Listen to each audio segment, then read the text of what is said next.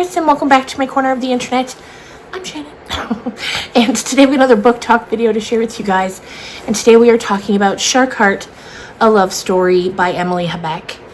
Now, I think this book came out over a year ago at this point, and I had never really gotten the urge to pick it up until recently.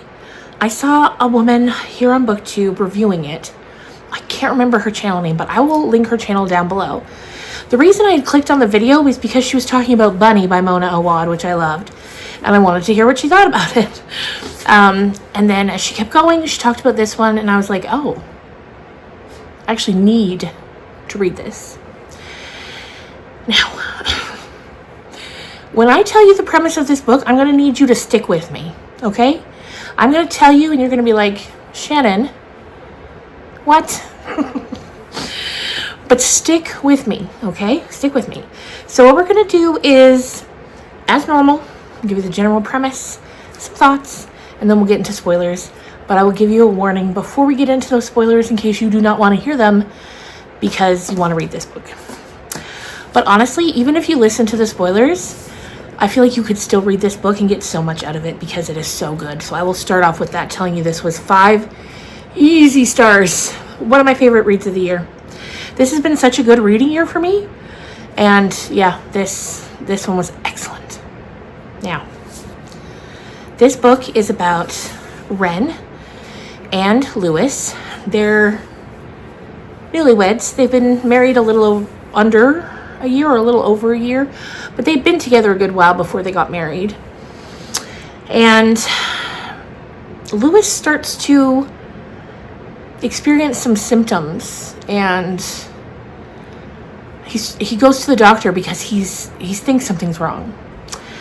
Now, what you need to know about this reality is that there is a rare genetic mutation that you can be diagnosed with.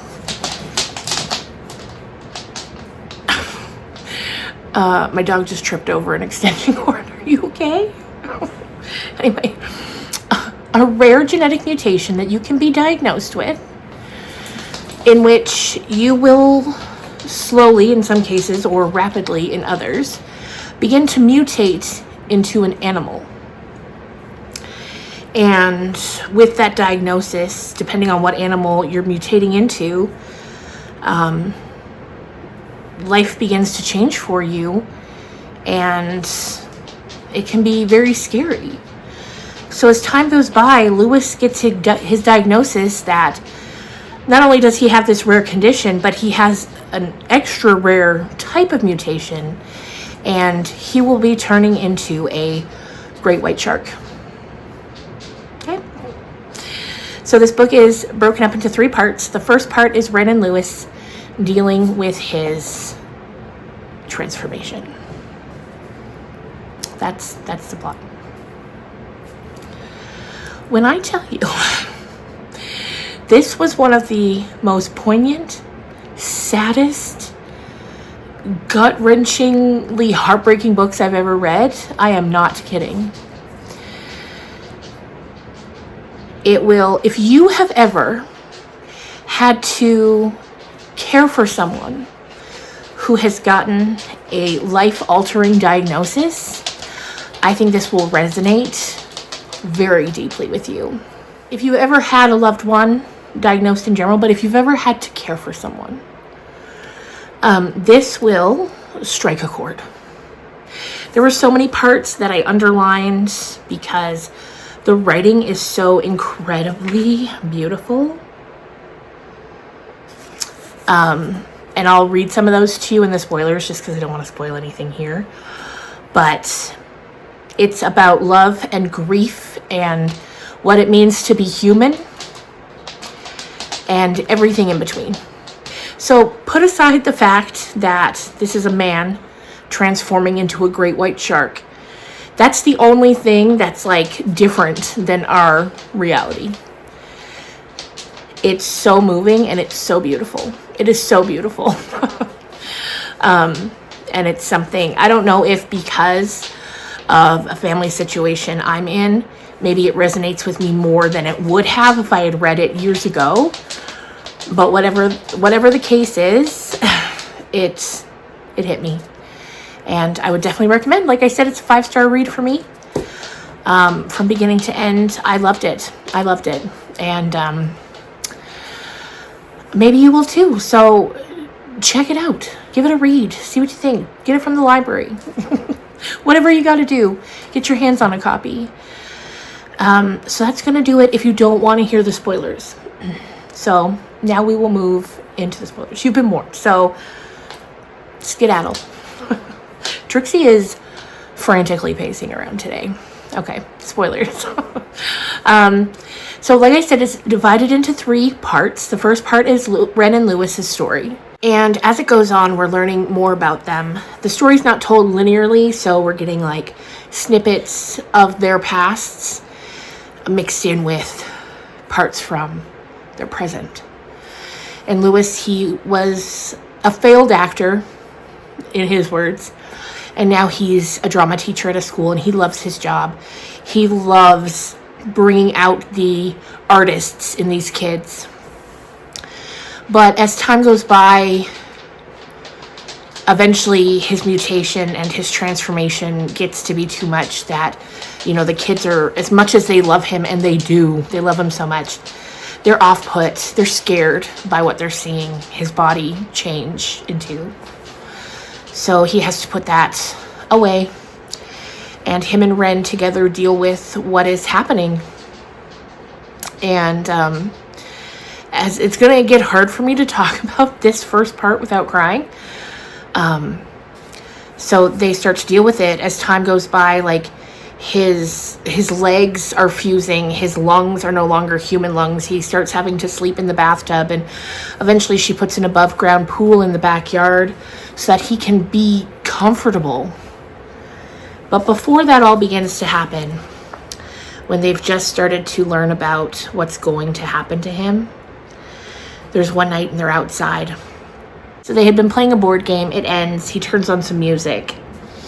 After he picked up the game, Lewis chose a favorite from the last symphony they attended, Elgar's Nimrod. He extended his arm to dance. It was not really a dancing song, but rather the kind of music that made you want to nestle into the arms of someone wonderful and stay there forever. Through the music's swells, they swayed, and they knew, and they held each other, and they knew, and they melted, and they knew, and they knew, and they knew. Everything would be different and difficult soon. When the movement was over, Ren held his ears softly, framing his face with her hands. "Tonight's a strawberry moon," Lewis said. "We should go to bed," Ren said. "It's late. A moon like this won't happen again until 2086. We'll be 100 years old." Which, Lewis doesn't have, Lewis has months at this point. So they were outside for most of the night, barefoot on the grass, moths tickling their ears, rocking back and forth on the hammock. Lewis had insisted on including on their wedding registry. "Well, this has got to be the boldest, brightest moon I've ever seen," Ren said. "I've seen all kinds of moons in my life, and this one is the best one," he agreed. Lewis gazed at the moon, and then to Ren, and once more at the moon, and back to Ren, realizing startlingly he could not tell the two entities apart. It's just, the quotes are so beautiful, the story is so beautiful. Ren devotes herself to being as helpful as she can to him, even though at times it's difficult. But she does everything she can to help him. And once there's an incident at his retirement party towards the end of his mutation where he attacks somebody, because as his shark instincts are growing, he's finding it harder to resist them and not lash out and do scary things. And he attacks this man. And eventually the doctors are like, "You have 3 weeks until it's time for him to go to the sea. And either you can do it or the government will come and they will do it." And she's like, "No, I'll do it." And she starts to formulate this plan, because their whole relationship, Lewis has been the one full of whimsy. And Ren has been very serious, very organized, planning, controlled. And she's like, "I'm gonna learn to scuba dive, and then when I have to take him to the sea, I'll sell the house and buy a boat." And be with him in the ocean. And when the day comes that she's getting ready to set him free, he's like, no, you have to go back home and you have to live, and you will find somebody new, because she's listing all the things like first he tells her, like, if the kitchen sink breaks again, call my dad. He was the one that fixed it originally. I wanted to be the type of man who could fix things, but I'm not that type of man, and I'm sorry I pretended to be. He can help you. And then, they're going through the list of things that will need to be done when he's gone. And she's talking about washing the car, and she's like, you always wash the car. Because she's so desperately sad. She doesn't want him to go. And he says, well, someday you'll find someone else to wash the car. And you'll be a wonderful wife and mother, And it was incredibly sad. So I'm going to find a part now from that section towards the end of part 1, because there's a beautiful line there. And it's like, anyone who's filled with, that kind of whimsy that comes from being an artist, and any other number of things will relate to this. And it's when he's getting ready to go. She's driven him to California, and she's about to set him free. And she's begging him to let her sell the house and get a boat. And he's like, no. And then she says, don't you remember who we are? And he says, I haven't forgotten a thing. As their saltwater tears combined with the sea, Lewis finally understood the log line of their love story.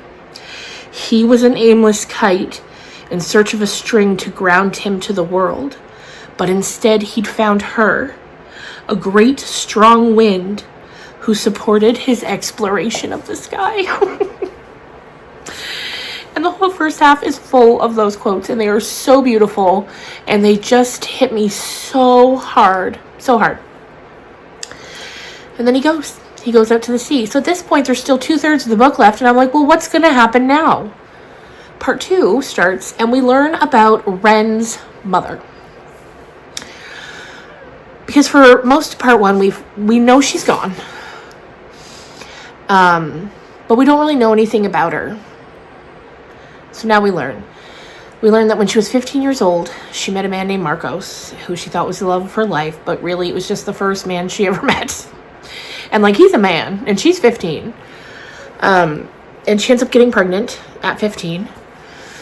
And while she's pregnant, she gets a job at a local motel where she meets a woman named Julia. And Julia has a brother, George, and a big, warm, welcoming family. And Angela, who's Ren's mother, she kind of becomes a surrogate part of their family. They just take her in, even though she's still living on a houseboat with Marcos. But things are getting bad. Ever since she's been pregnant and he's had to get a job and come back down to earth, because he's all he wants to do is swim and draw and do drugs, And so ever since she's gotten pregnant and their life has had to get more serious, he's been pissed off all the time. And he started to hit her. And Julia's noticing, and she's like, you need to leave him. And after one particularly bad night, she does. So she moves in with Julia and George, and as time goes by, Angela, Ren's mom, and George, Julia's brother, start to really develop feelings for each other, especially after Ren is born. So, unfortunately, though, before that can really take off, Marcos starts coming and begging her to take him back. He's like, I messed up, please take me back. And she says no, she says no, she says no, until one day she says, okay. And Julia and George and the whole family are like, what are you doing? And she's like, I have to try to be a family for this baby. So they go back. Again, it's bad, of course. And eventually he's like, you know what? I'm going to take off to New Mexico. You guys stay here. I'm going to go. And she's like, great. Yeah, you go. So he leaves. She stays at the houseboat, but she's still very much involved with Julia and George and the family. And Julia's mom watches the baby while Angela works. Ren is the baby.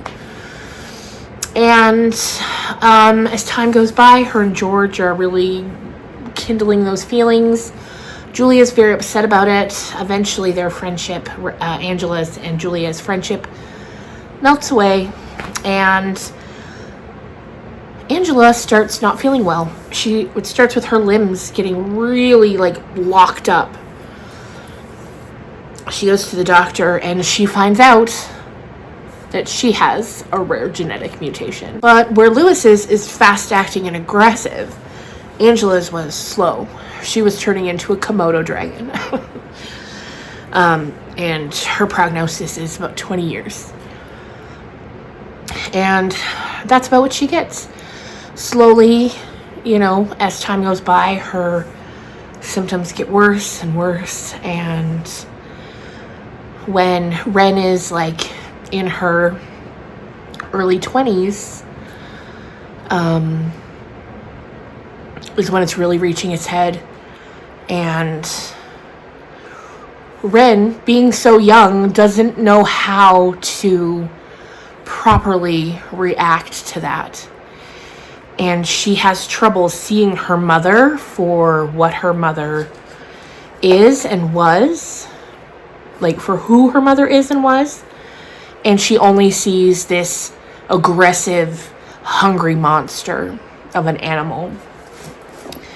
And there's a line towards the end of part 2 where it's really, this part here. So they're having a disagreement, an argument over something in the kitchen. And Ren says, "You are a monster." Her mother's face and head fell in succession. "I know," Angela whispered. "I know I am." Satisfied, Ren knew her arrow had hit the mark. And she knew it had hurt, but Ren did not know that she had also deflated the ever-shrinking remnant of her mother, who was fighting to hang on. Fighting to remain in the world just to be near her daughter. And then, a few years later, her mother's gone. And I think it's the way she treated her mother that as she gets older, she can look back on with such regret that makes her make sure when it's happening to Lewis, she is the opposite of how she had acted with her mother. She is so supportive, so caring, and so fully understanding that this is not something in his control. And it's beautiful. So, it's so sad, but it's so beautiful. It's so beautifully written. Part 3 comes in, and I'm like, who's this gonna be? And it's Lewis. We're back to Lewis, but he's in the ocean now. And there's a little blurb at the beginning of part 3 that says, as the theater says, you have to suspend your disbelief. Aside from, the weirdness, they're the same as us. Because now he's a shark in the ocean. And there's a part that says, Lewis was about to learn the difference between loneliness and being alone. Now he's down in the water and he is forlorn. He cannot believe that he convinced Ren not to buy a boat and scuba dive with him, which of course he was right to say no to that. That's no way for a person to live. But he's so full of regrets. He's so lonely. There's no marker of time because it's just blackness. It's the black of the ocean. Until one day he happens upon another shark that used to be a human, and her name is Margaret C. Finnegan. And they form an unlikely friendship. Margaret's been in the ocean for 12 years. She was 12 when she had gotten put into the sea. So she's kind of arrested developmentally at that age. She's very silly. She's very hey, look at this, hey, look at this. But Lewis is happy for some company, and at first, Margaret thinks she's falling in love with him because she's never come across another shark that used to be a human before. So she would have loved anybody she came across.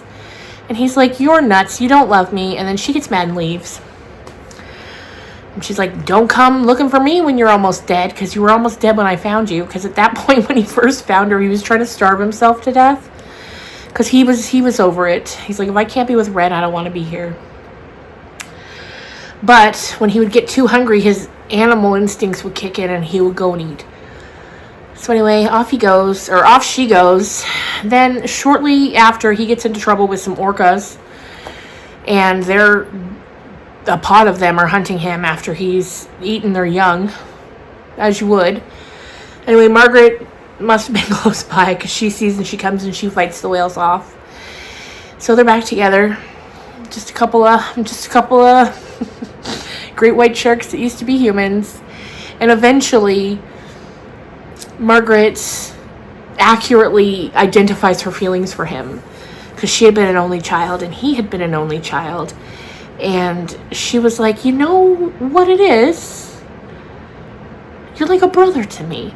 And he has this realization as soon as she says it, he's like, yes, that's exactly it. You're my sister. You're like a sister to me. And then he says to her, he says, do you want to be a family? And she does. She does want to be a family. And that's kind of the end of part 3. And then we get an epilogue at the end, a rather long one. And we find out that shortly after Lewis got released into the ocean, Ren discovered she was pregnant. And she has a little girl named Joy. She has a brief moment where she considers not carrying on with the pregnancy only because the mutations can be, like, they're genetic. There's no guarantee that this kid won't have it, because of course her father had one and her grandmother had one. So Ren considers it for a moment, but in the end she can't bring herself to do it, because she wants this baby more than anything. It's like a piece of Lewis coming back to her. And she has a baby. We get to follow her and the baby in brief little chapters up until the baby's like 16 in this epilogue, and they go to the ocean where Ren had set Lewis free. And they're just playing together in the water. It's like Ren brought Joy there to see him. So, there you go, you guys. The book's rather long. It's over 400 pages, but, like, some pages don't have a ton on them. It goes back and forth of, like, and 5 stars, 2 thumbs up, would recommend. Just go into it, like, knowing you just got to suspend your disbelief about the whole animal transformation thing. And what you'll find is an absolutely devastating, beautiful story. Anyway, if you've made it this far, leave me a shark emoji. Also, I wanted to let you guys know, sort of touching up on what I mentioned in the last video. I've set up memberships on this channel. I got some really positive responses when I told you guys about it. If you would like to join, please do. We're going to have a book club. We're going to have, if you do the 3rd tier, you get your name and a card at the end of my videos, like producer credit type of thing. How you join, because I couldn't figure out for the longest time. Ed and I were like, what? It's not on your phone, from what I can tell. You've got to be on a computer.